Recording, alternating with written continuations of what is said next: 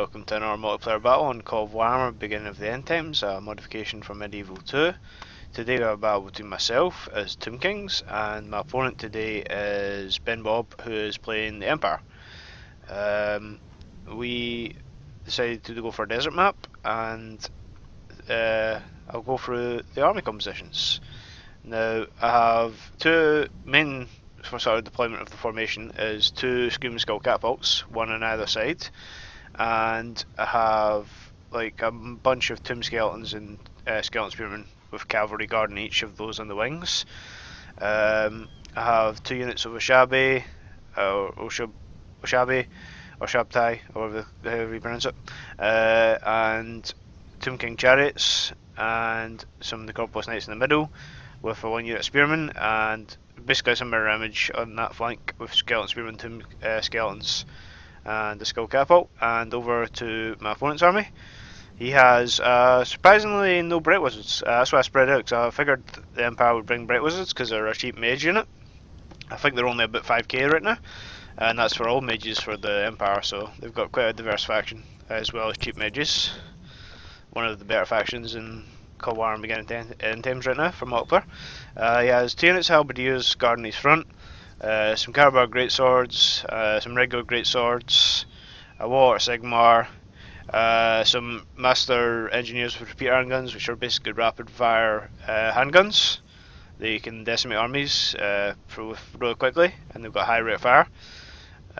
He also has some Witch Hunters, which is unusual. You don't really see Witch Hunters used a lot because they're really small.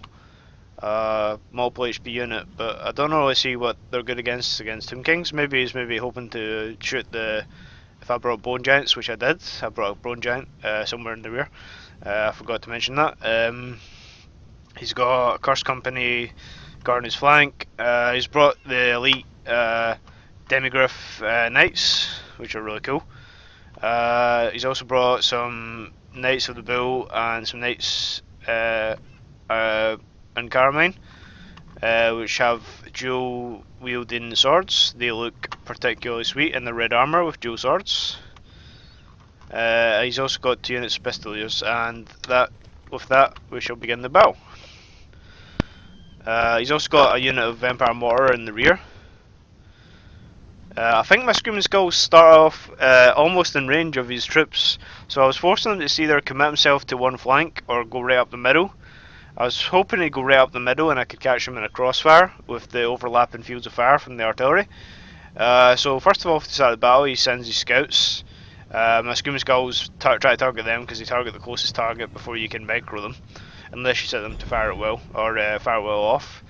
They usually fire at his mortar just began firing as well. I think he's targeting my middle, or the centre of my army rather. So I redeploy to protect the Screaming Skull, because I put it right on the edge so it would be in range right away, and I wouldn't need to move it much because it's guarded by stakes.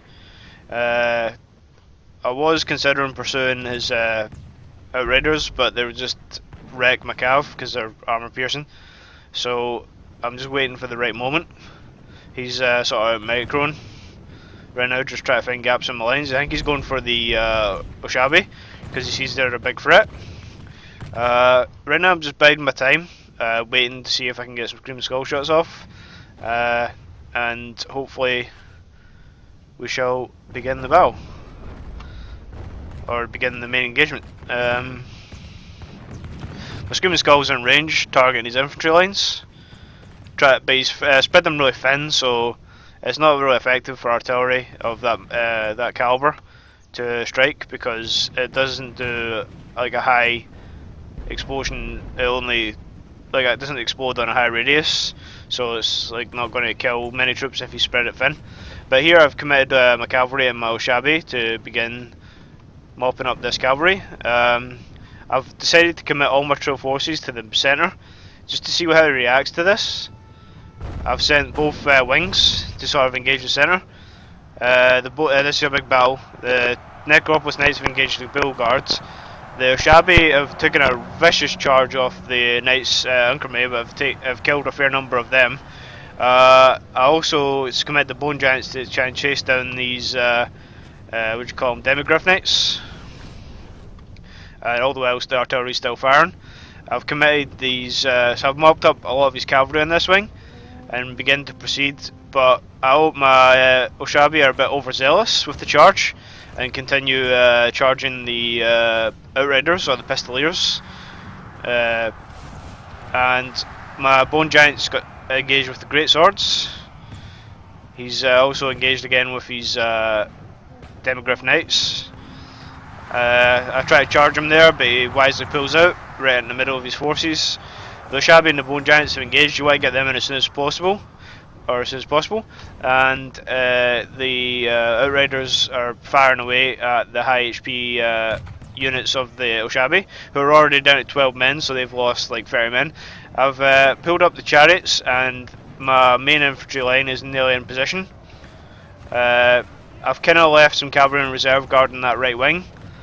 Also, I've committed most of the tomb skeletons, which are javelin thrown troops, and I was just planning to bombard his lines and overwhelm this flank. There's a nice charge from the skeleton spearmen supporting the Oshabi, or Shabti.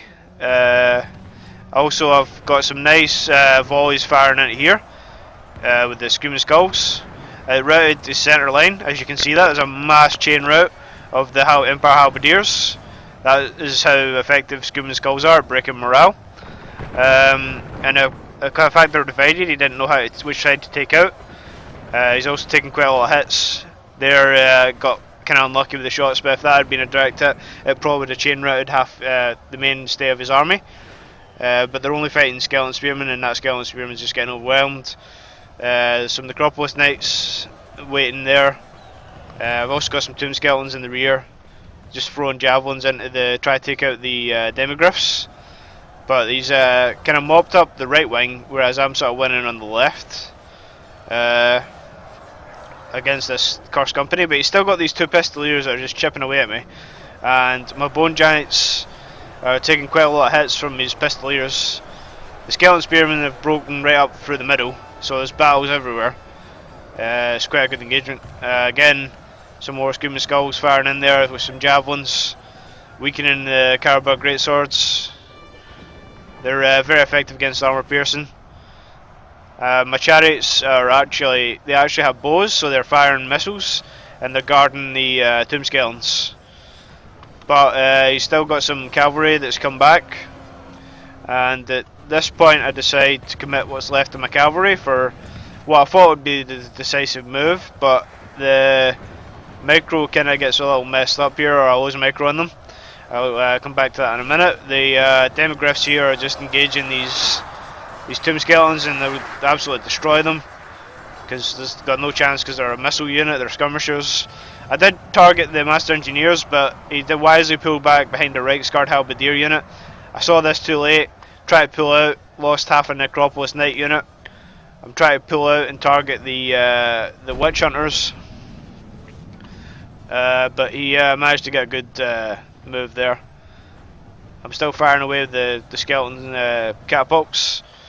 The chariots have now engaged the infantry of the War Altar Sigmar. They were just running them over, but his cavalry are there to support his infantry and probably will kill the chariots. Let's see if the Bone Giants are doing. The Bone Giants are kicking away at the Reichsguard Halberdiers, but yeah, if you want any unit of infantry against the Bone Giants, it's a Halberdier unit because they can sort of stun lock and get good kills. I recklessly threw away my cavalry from a mixture of repeater gunfire, and there goes my general, and Witch Hunter handgun fire. The repeater handguns there just done a number on my cavalry. I did target them first, but he pulled back behind the Reichsguard, so if I targeted him, he just would have committed his Reichsguard. But he managed to kill all the Necropolis Knights, and now his Witch Hunters are getting good shots off on the Bone Giants. His main of his there goes a Bone Giant. It's been either killed by the Reichsguard or the Witch Hunters. These skeletons are now struggling because they've lost the Oshabi or Shabti. They no longer have the support of the heavy Bone Giants or Shabti, so the skeletons are on their own. I've lost my cavalry contingent, and at this point I think it's pretty safe to say that the Empire is going to win this battle because he's got superior Rex Guard, a unit of Demigryphs, and well, his infantry took quite a beating in this battle, but my infantry are not going to be able to beat back the elites of the Empire. His Pistoliers are still on the field as well. Made a mistake by not targeting them with the javelins. I think I'm doing that now, but it's too little, too late. The Pistoliers the Outriders, sorry, saved the day of the Empire by sniping the Ushabti, and he got an excellent charge off with the Knights in the beginning, which killed a lot of my heavy units. I should have waited and pulled in the Skeletons first. I was just reckless with the elite unit. But here comes a charge of the Cursed Company and the Great Swords. They're just going to mince the Tomb Skeletons. It's just my catapults left, but his Demigryph Knights have charged the other catapult. There's not much left for me to do. It's just a matter of time now. Luckily the Tomb Kings will fight to the death, because they've got unbreakable morale. So they're just enjoying these fighting animations now. Tomb Skeletons are actually taking down the Carabao Greatswords, actually alright. But here comes the dismounted Rex Guard on foot, ready to mop up and support with the cavalry charge, pushing back the centre of the Tomb Kings.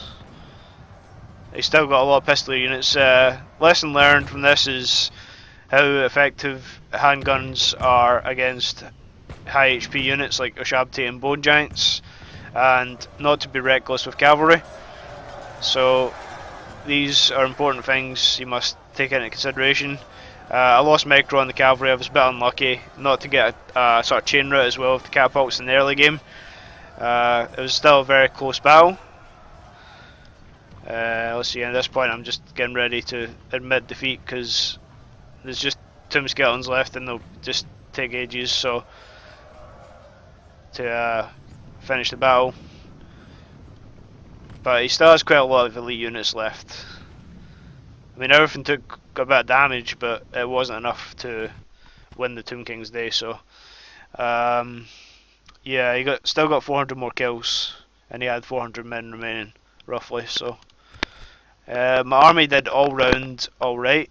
Unbelievably, sorry, I was looking at casualties sustained. The best in my army was the Recopolis Knights, but I wasted 2 units of those. I thought I was being smart by leaving them reserve to sort of charge the enemy in the end game, but I lost micro on them and they charged the Rex Guard Halberdier unit, which is not an engagement you want. The one chariot did okay. Everything was kind of mediocre this battle. I didn't really coordinate, but or join my attacks for chain routing, which is what the Tomb Kings are really good at. When they commit all their forces and get a unit to route and then just follow the momentum up, which is what I did. But I decided to try and split the forces and see how they'd fight with the 2 Screaming Skulls supporting them. They got a lot of shots off, which is cool. But I'd like to thank you for watching. If you enjoyed the video, please leave a like. If you'd like to see more Call Warhammer Beginning of the End Times, consider subscribing. Peace out.